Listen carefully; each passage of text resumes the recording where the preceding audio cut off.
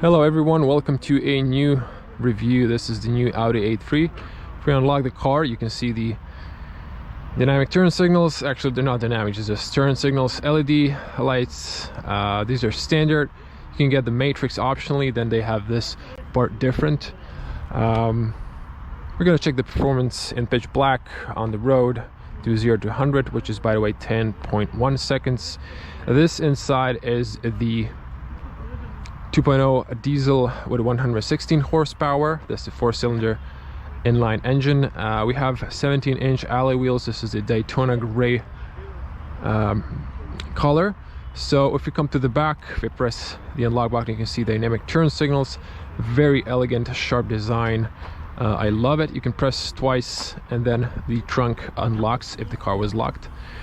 380 liters, still the same space. If you knock down the seats, rear seats, you get 1,200 liters of space. You can have this shelf flat, or you can lower it to the bottom. Lock again. Let's jump inside the car. There's a turn signal now, only here on the side, not on the front, and it's not facing the driver anymore. I liked that feature. So personally, I dislike that Audi removed it. You can put your key over here, just don't forget it when you're leaving the car. This car has wireless charging, and it tells you not to forget your phone, which is pretty cool. I'm gonna continue as guest here. You can see the beautiful cockpit. I like the new vents on the top. Still very high quality materials inside Audi as expected. If we press the start stop, you also get this message always, and there's going to be a few messages, airbag, and probably something more here. Okay, so this is the interior. This is my personal setup of the ambient colors I prefer. Everything illuminates white. I'm just gonna go to the car real quick, and I'm just gonna show you background lighting. So just these pre-set up features. You have white, you have vision, and then you have the solar, marine, impulse, drive select, or individual. I'm gonna keep it here. That's it. I'm gonna test the radio. These are the bass speakers.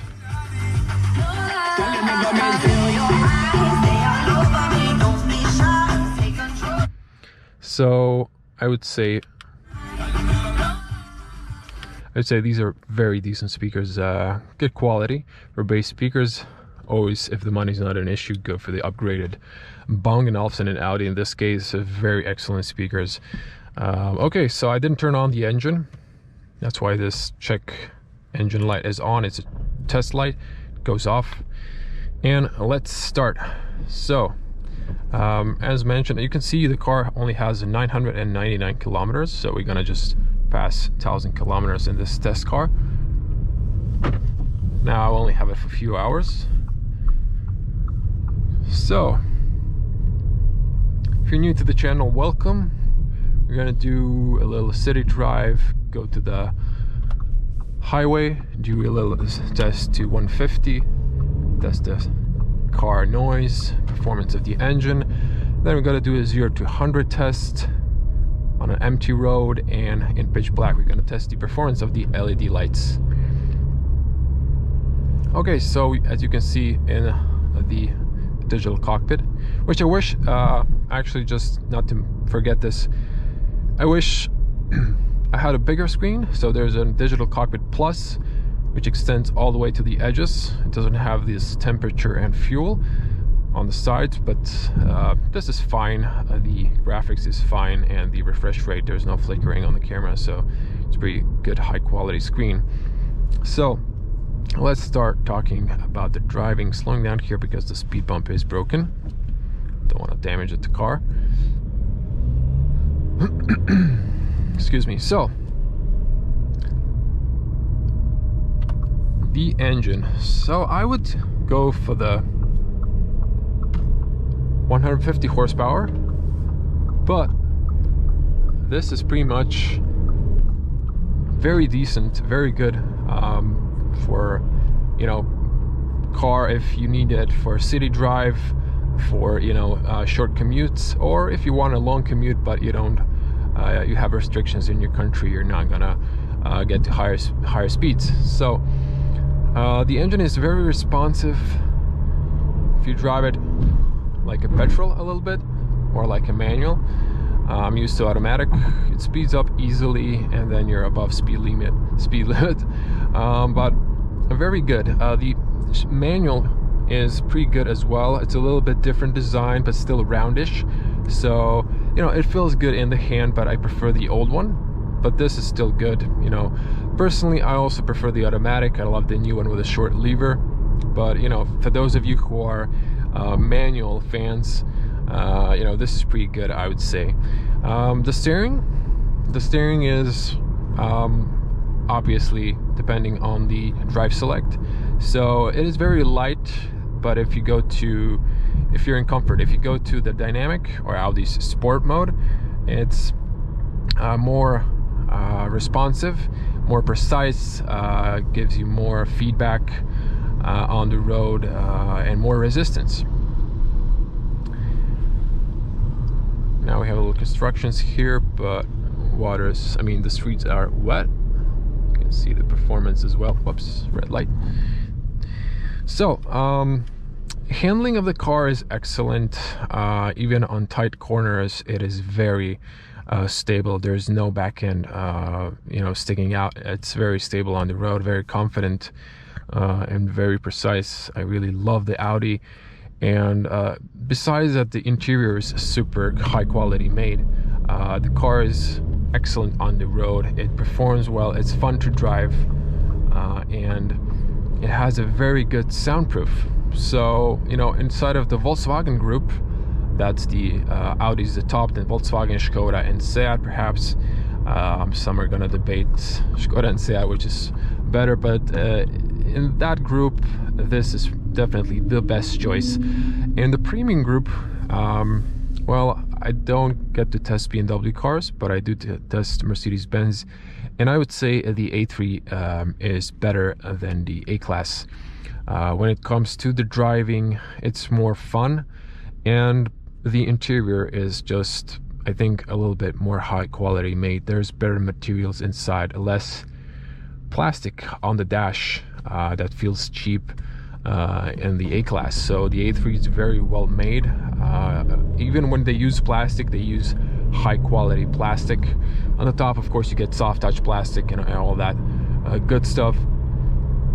But the cockpit is all well designed. I love it. It's focused to the driver, so you get the screen is a little bit tilted. It's actually borrowed from the new A1, but they added this Urus events, so like in the Lamborghini, which is also, by the way, in a Volkswagen group, owned by Volkswagen, same as Bentley, if I'm not mistaken. Those are the higher luxury brands.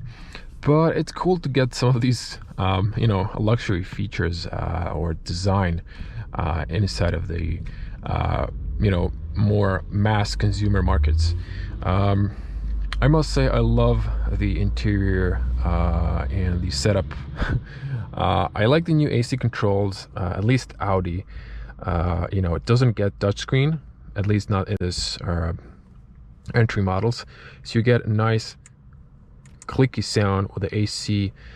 There's no rolling buttons or knobs, but you know, I think this is fine. It's good. A little ergonomic critic is that the drive select is maybe a bit too far down for me. Even for me, I'm a tall person, I have a little bit longer hands and fingers, but it's even for me a little bit far away, and I don't like to be too close to the steering wheel. But you know, overall, there's not too much to criticize. Besides, I really like the feature seeing the turn signal towards the driver in the mirror, but that's just my personal taste. Most cars don't have that feature. So the soundproof inside the car is very good. There's extra seal in the A-pillar, so there's not a lot of noise. And the engine is a little bit noisy. It is a diesel on lower speeds when you're speeding up, but when you get to the higher speeds, it's a lot more quieter. Since this is actually a 2.0, there's no more 1.6 diesel, so that's a plus. If you get a lower horsepower version, you can, after your warranty expires, you can just remap the engine and increase your horsepower if you want to. Just gonna speed up a little bit. Very responsive engine for this size of the vehicle, and I'm in comfort. So if I go to drive select and I choose the dynamic, it's more responsive. I'm not going to speed now to the traffic light, but it is more responsive, and then the steering is a lot more resistant. Those are motorcycle popping sounds, not Audi. Wish I can test the RS3 in the future, but that probably won't happen. So another thing that I would perhaps criticize is the seats. So these are the sport seats. They're cloth. They don't have lumbar support, so I think they're very comfortable. They have a very good sponges cushions, and I've been driving car today for fairly long time, and it's very comfortable, but I like to have a lumbar support. Also, Audi, the car has navigation as an option, so it's on the screen, but you don't have it because it wasn't purchased on this car. And then you have no navigation, but it's saying here navigation, so that's a little bit annoying. That's the thing about Audi. There's a lot of extras you need to pay to get what you get in other base models. So this car is pretty expensive, and you don't get some of the features like blind spot in this price warning, or like the automatic cruise control. I mean, you get cruise control, but not with the Distronic or whatever Audi calls it. So it's Audi, but it's a premium brand, so they charge you extra for all that stuff. There is a new here touch sensitive button, or that is a touch as well. You can press it to mute, or you can hold it to turn off completely the screen. Now look at this. This is just focused on the speedometer, and it's minimalist, so I like that feature. You can also turn off the AC here on the bottom, and then it even looks more minimalistic, but I like to have the screen on, although I don't have the navigation, so it's kind of pointless in a way, because I'm really focused on what I have here. And while we're on a traffic light, you see the drive assist. I'm gonna speed up here a little bit.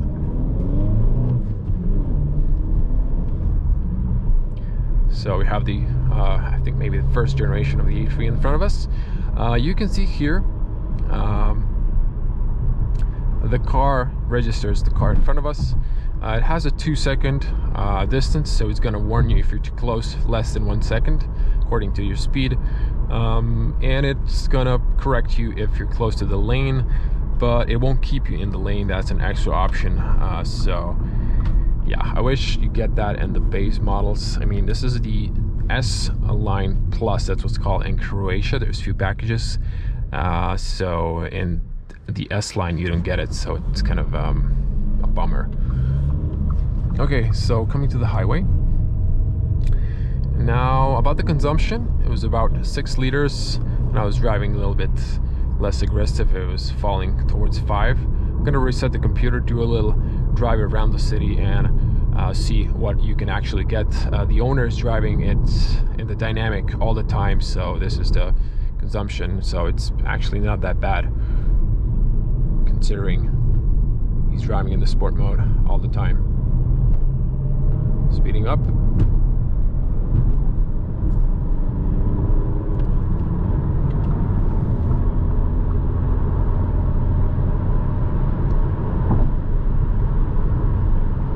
Excellent LED performance. Talking about the headlights, obviously. This is a long beam, actually, excuse me. Long beam. we have automatic long being, it's cool. Usually put it to 5th gear.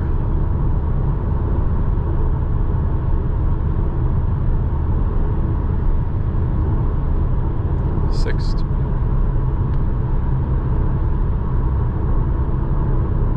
So I can hear some tire noise, a little bit of wind.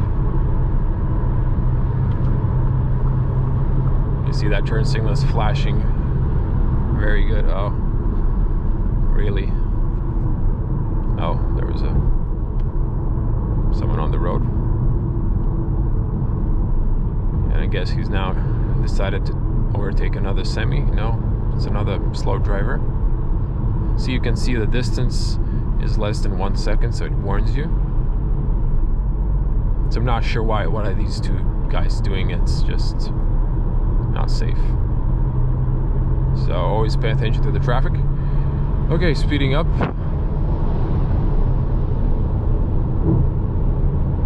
See how the monitoring system is tracking the car in front of us. I'm gonna put it to 4th. It's gonna move, I believe.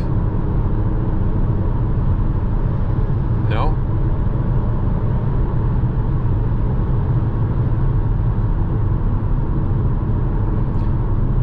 So it looks like we won't be testing it to 150.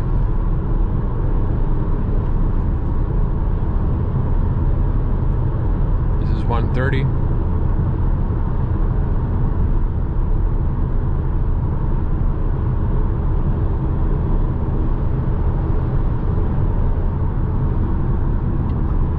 So I'm gonna slow down and let him pass because I don't want to be a douche and flash my lights behind him. It's just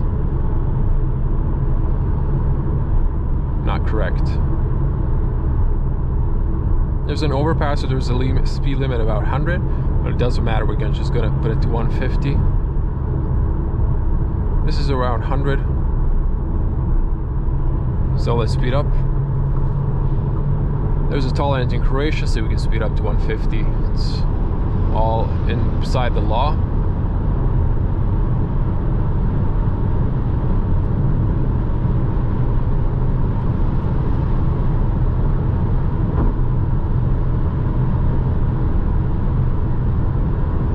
This is 150.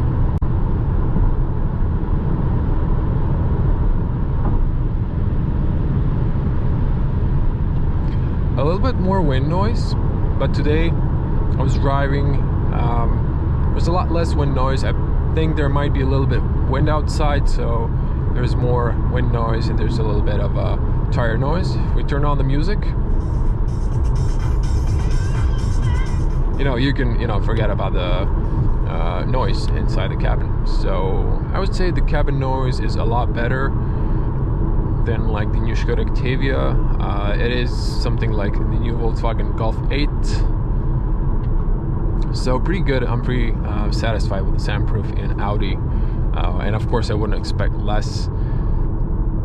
As mentioned before, there's a double seal inside the A-pillar. So for extra less cabin noise.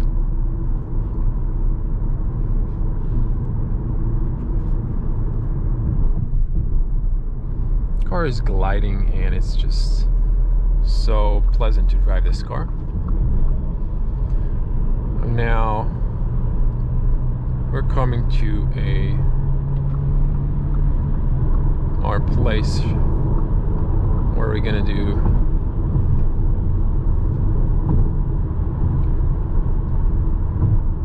zero to 100 test. Cruise control is easy, it's intuitive. You can select the speed limiter as well, but honestly I haven't played that much with it. I'm gonna lower our speed accordingly, and then you can hear press views if you have radio or if you have your phone connected. You have more options if you get the navigation, call list, music station lists, and then the inside here. So if you use the scroll button, you can see here air condition. You can see long-term 6 liters, short-term 6.1, add blue, range, and then the dates, stuff like that. So, but I like to keep it on this. It's very informative.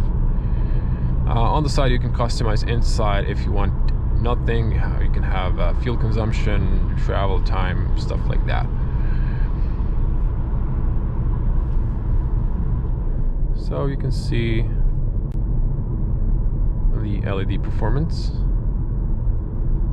but we're gonna test the these are automatic on. We're gonna fully stop here. There's no one in front of us or behind us. When you slow down, the automatic beam turns off. So we're in the dynamic. We're gonna turn off the traction control, first gear.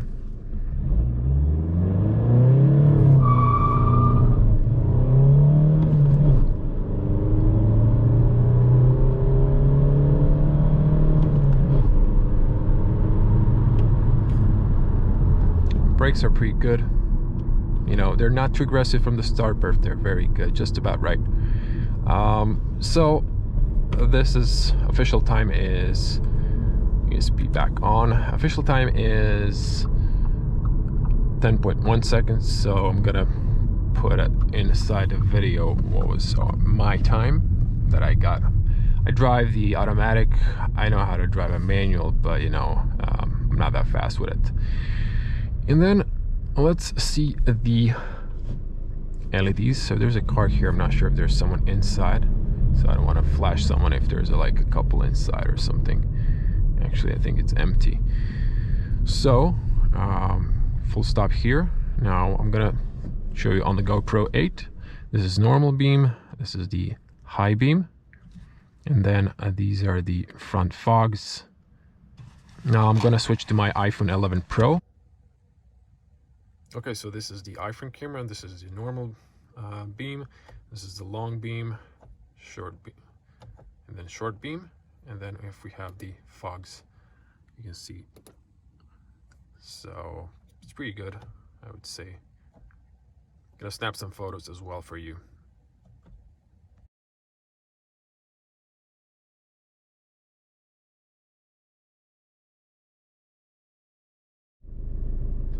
Okay, so I turned around, and just to show you the automatic beam, when you speed up, it actually turns on the long beam if there's no one in front of you. And then I've realized, going back to comfort, I realized there are cornering fog lights, so I was wrong. That's correction. So slowing down here. So I thought that was an incoming car, maybe not. You can see the turns fog lights. Once again, speeding up.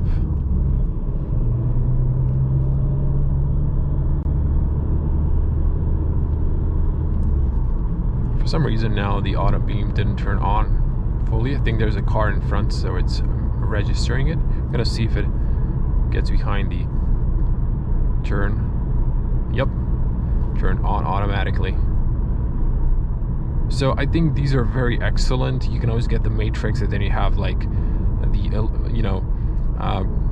segments that turn on, but you know, really you don't need it. This is just good enough. I mean, in my book, these are excellent. The LED lights are well performing.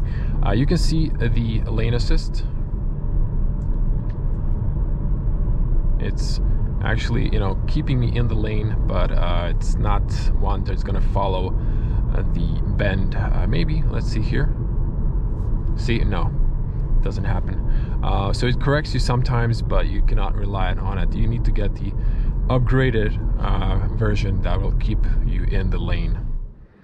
So while I'm waiting on a traffic light, I'm just gonna show you. This is if you go to the reverse, you have this beautiful sharp projection, and you know, beeping sounds, and those waves are how far is something from your car. But you know, in this kind of a level of car, you would expect, I mean, in this price range, you would expect a backing camera, which is high resolution if you get it. But same as the, you know, some people ask me, especially Americans, oh, it doesn't have the panoramic roof or the sunroof. It's all options. So yeah. And honestly, I like the hatch, but I think the sedan looks way cooler, so I would personally get the sedan. I'm not sure if I'm gonna get it for a test, but it drives pretty much similarly.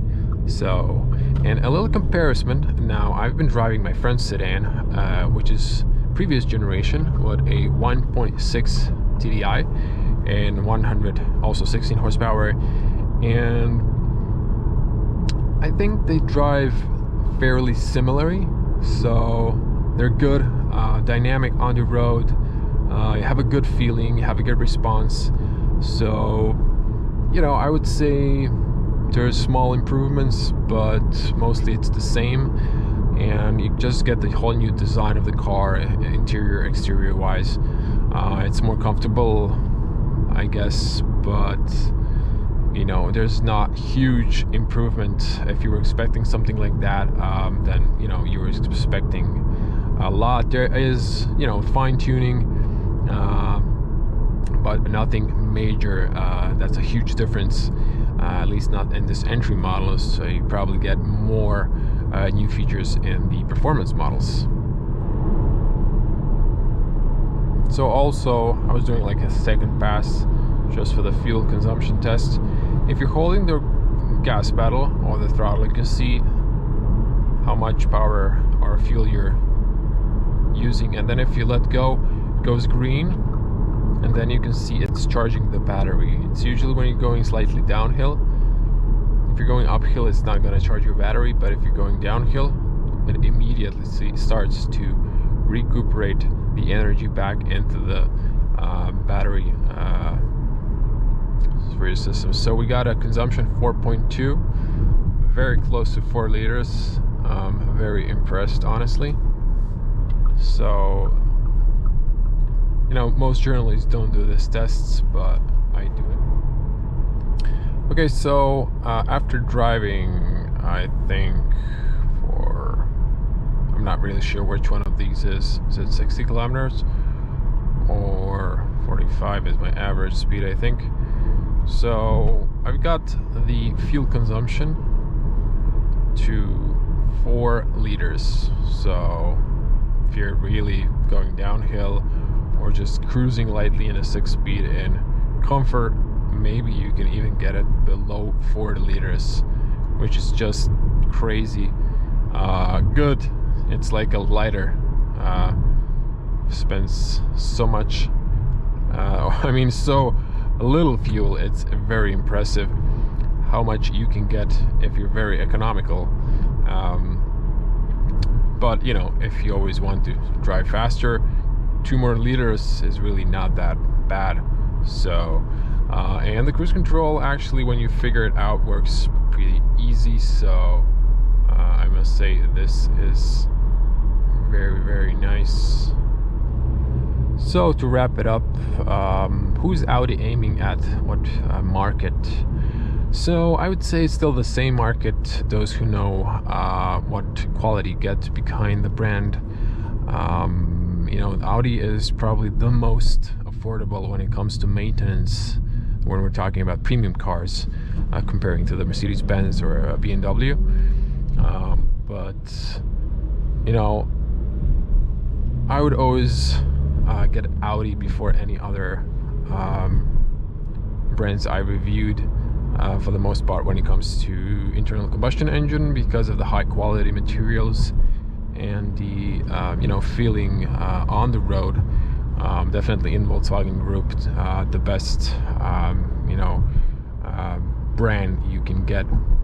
Just a little critic, you know, they charge you for extras a lot, so it's easy to get outside your desired budget with Audi, and then you don't get all those standard features you get with other Volkswagen Group brands for the buck. So this is a premium car, so that's the reason why. But you know, compared to Volkswagen Golf, you know, or Skoda or Seat, this is the highest quality you can get for the buck, and it performs the best on the road as well. So we're ending the video in the garage. This thing is always so slow. If you're new, you hear that diesel. Higher speeds, it's not that noisy.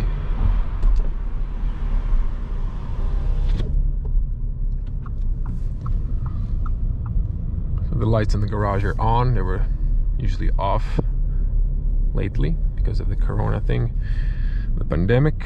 I'm gonna park it in here. So if you like this video, please give it a massive like.